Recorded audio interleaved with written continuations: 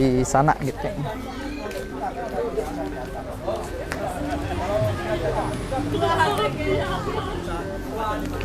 Bapak, mungkin silakan Bapak duduk dulu di sini sebelum keliling. Saya ucapin selamat datang gitu di kampung kami ini. Jadi ini kampung Sasak gitu Pak. Jadi kalau penghuni Lombok yang pertama yaitu orang Sasak gitu. Jadi kampung ini satu-satunya kampung di Pulau Lombok ini yang rumahnya masih tradisional gitu. Jadi kami melestarikan kampung ini gitu. Ya, dan ini kampung disebut Kampung Sade, dan ini benar-benar ditempati ini kampung, jadi bukan contoh atau apalah gitu. Jadi kami hidup di sini, bahkan nenek moyang kami sudah 15 generasi berkembang di sini gitu. Ya, dan luas area kampung ini yang kami lestarikan lebih 3 hektar luasnya gitu. Ya, terus kepala keluarga yang hidup di sini ada 152 kepala keluarga. Begitu juga dengan rumahnya gitu. Soalnya di sini satu rumah itu masing-masing satu kepala keluarga gitu. Dan kepala keluarga di sini itu sudah menetap itu, tapi bukan karena nggak boleh nambah atau apa, tapi karena areanya terbatas gitu untuk bangun rumah. Jadi misalnya kalau ada warga baru atau apa, jadi kami tuh bangun rumah di luar, di depan-depan sini Pak. Jadi kampung ini disebut 2 macam, ada yang disebut sade luar sama sade dalam. Jadi yang kami lestarikan yaitu sade dalam saja gitu. Ya, jadi mengenai kepala keluarga atau penduduk itu sebenarnya lebih banyak yang di sade luar daripada yang di sade dalam. Kalau yang di sade dalam penduduknya sekitar 700 jiwa gitu. Ya, dan kami di sini satu nenek moyang Pak, penduduk yang di luar sama yang di dalam sini. Jadi kami masih seperti itu karena perkawinan kami di sini itu antar misan atau sepupu gitu kawinnya gitu ya. Jadi kalau untuk menikah kami selalu seperti itu, padahal sama orang luar gitu itu sebenarnya boleh, nggak ada pantangan gitu. Cuman prinsip kami di sini kalau sama misan atau sepupu untuk kawinnya itu untuk mempererat kerabatan gitu, dan biar tradisi budaya itu tetap kuat. Soalnya di sini kami masih eksis dengan tradisi budaya gitu ya. Jadi kami di sini kalau menikah terus pakai tradisi. Jadi mengenai tunangan atau melamar, apalagi dijodohkan sama orang tua itu di sini tidak ada sama sekali gitu. Jadi kami pakai 2 tradisi, yaitu tradisi itu disebut kawin lari sama kawin culik. Jadi itu salah satu yang diambil antara kawin lari sama kawin culik gitu. Jadi kalau yang kawin lari itu bagi pasangan yang sama-sama mau gitu ya. Jadi disebut kawin lari karena cowok menyukai cewek terus ceweknya mau gitu. Ya, karena tidak ada tunangan sama melamar di sini. Jadi kalau mau itu cewek terus akan dilarikan sama cowoknya diam-diam tanpa sepengetahuan orang tuanya gadis gitu. Ya, diambil diam-diam lalu dibawa kabur ke rumah pihak laki gitu. Ya, jadi bisa diajak lari karena mau gitu. Lain halnya dengan yang tradisi kawin culik. Kalau yang kawin culik itu bagi cewek yang tidak mau kawin sama cowoknya gitu. Ya, cowok menyukai cewek tapi ditolak gitu misalnya. Ya, lalu cowok itu berbagai macam cara untuk mengambil anak gadis tersebut atau pacarnya gitu. Ya, jadi antara kawin lari sama kawin culik di sini itu lebih banyak kawin culik gitu. Jadi 70% kawin culik untuk kampung sini itu, terus 30-nya kawin lari gitu. Ya, jadi kawin culik itu lebih banyak karena itu khusus tradisi kami gitu, dan kalau yang kawin lari itu umum tradisinya orang Lombok gitu ya. Jadi orang kota juga kawin lari ya karena suka sama suka, jadi Lombok punya gitu. Dan lebih banyak kawin culik di sini karena cewek di sini ada juga meminta cowoknya gitu untuk diculik biarpun suka gitu. Maksudnya culikin aku mas, seperti itu. Ya, ada juga yang seperti itu karena di sini cewek itu nggak mau dikatakan atau digosipkan gitu sama tetangga bahwa cewek itu doyan sama cowoknya gitu. Jadi cara untuk menutupi perasaannya yaitu cara diculik seperti itu. Jadi jaga image lah gitu seperti itu. Jadi kalau diculik tuh ya aman dari gosip gitu jadinya. Ya, jadi setelah diculik atau dilarikan baru menikah gitu, ijab kabul lah gitu ya untuk muslim, karena di sini kami muslim gitu. Ya, terus setelah itu baru acara perkawinannya gitu.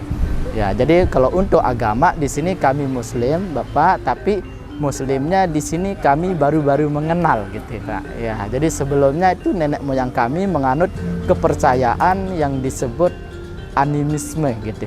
Nah, jadi sampai sekarang kami masih percaya dengan animisme gitu. Ya, terus kalau budaya yang kami pakai yaitu budayanya Hindu gitu. Ya, jadi kalau untuk agama Muslim seperti itu. Oke, baik Bapak Ibu. Jadi karena berhubung dengan ini ya, apa namanya sudah mulai ini, jadi sambil jalan kita ya. Jadi kita akan mutar gimana kampung kami atau struktur bangunan rumah-rumah kami yang pada zaman dulu gitu ya. Jadi kita bisa mutar langsung balik sini nanti. Dan untuk berfoto di mana saja bebas gitu Pak. Oke, mari Pak. Biarpun kita lewat atau apa Ibu, karena tidak mengerti bahasa Indonesia. Jadi sebagian masyarakat sini itu ngomongnya pakai bahasa daerah yaitu bahasa Sasak gitu. Jadi mereka diam lagi biarpun kita lewat. Oke, mari.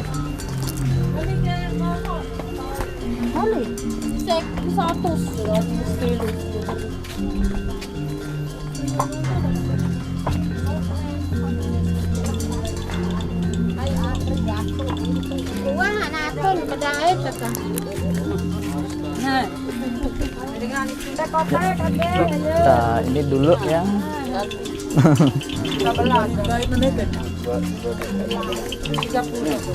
Adek, hati-hati. Hati-hati, Mas.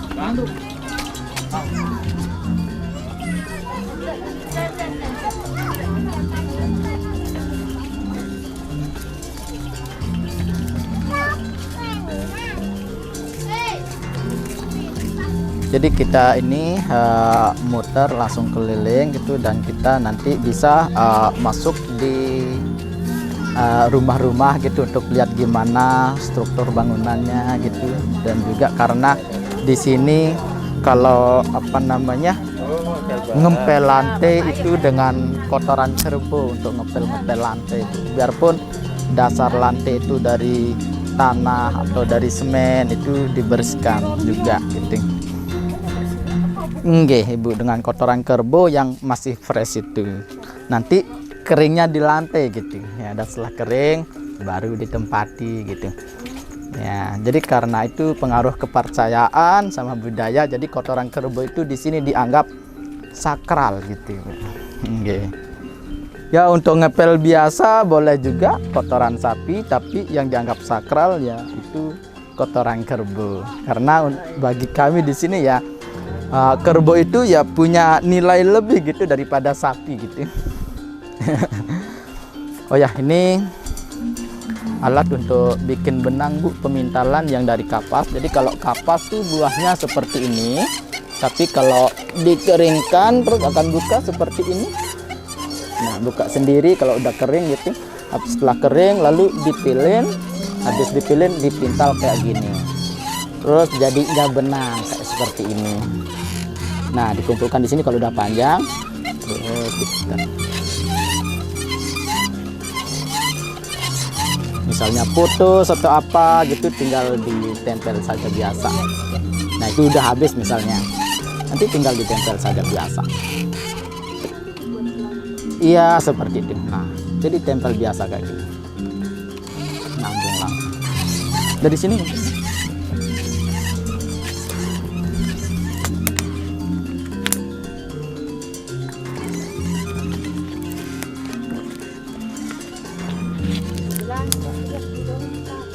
Ibu mbaknya lagi gendong, tapi ya kalau nggak seperti itu ya pura-pura minta lah gitu untuk berfoto. Tapi lagi iya lagi bobot. Ini juga ada gitu alat pemintalannya.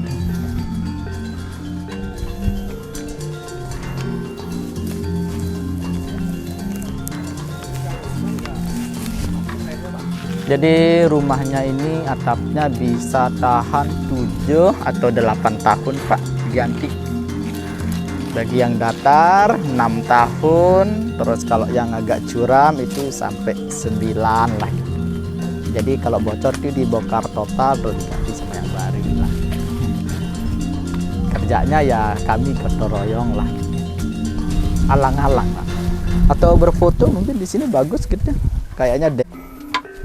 Coba nah tamunya. Oke, kita nyalain apa lampunya, nggak apa-apa. Gelap ya. Sampai jaga tadi penyala atas undak.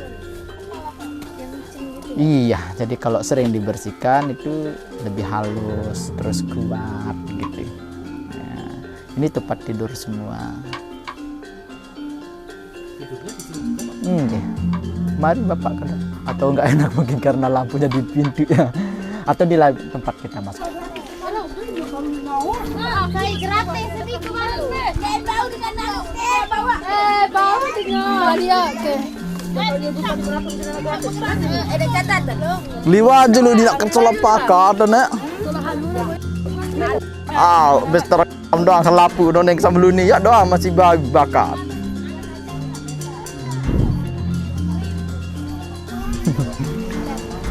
Oke.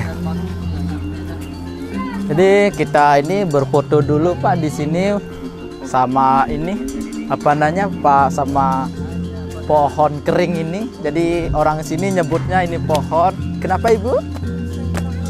Oh gitu. Iya, memang seperti itu Bu. Jadi ini dalam sini untuk masak sama tempat tidur anak gadis di samping situ. Kalau punya anak gadis lalu tidurnya di situ. Nggih, jadi tempatnya di dalam.